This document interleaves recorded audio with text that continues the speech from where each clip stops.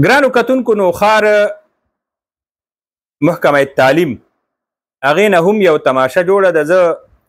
مونږ ته نن خلقو ویډیوګان راولېږل د مختلفو سکولونو کې چې کوم سولر سیسټم دي، نو چېرته سولر خراب دی، چېرته پکې بیټریانې نشته او په دې سخته ګرمۍ کې ماشومان چې بجلي لاړه شي نو بد حالتي او د نوخار سکولونه هغې نه تماشه جوړوي. زه دې سره اډ کومه چې زمونږ د حکومت ماته دا ښکاري چې د هغې ترجیحاتو کې تعلیم هغه ډوشتنه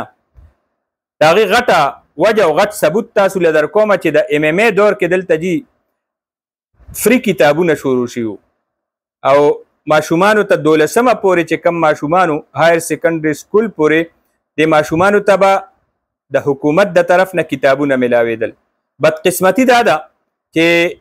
دغه کتابونه د هغې تقسیم هغه بند شوی دی او د دې وجې نه تعلیم چې کم تعلیمي سرویسز دي، ایجوکیشن کومه ایمرجنسي ده، د ایجوکیشن کومه ناره دی حکومت والا، نو هغه مکمل طور باندې ناکامه شوې ده او سرویسز معطل دي. ایجوکیشن د یو طرف ته خو سکولونو بد حالت دی، منیجمنت کې دا صورتحال دی، او بل طرف ته دومره غټ چې کم سهولتو د تعلیم حوالې سره چې د تیرو 25 کالو نه جدا بلا تعطل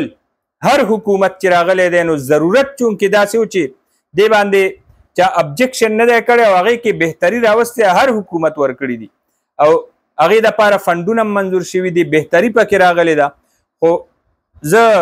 افسوس سره وایم چې دې طرف ته زمونږ د حکومت دې ټایم کې توجه نشته او دا ډېر غټ کار هغه تینا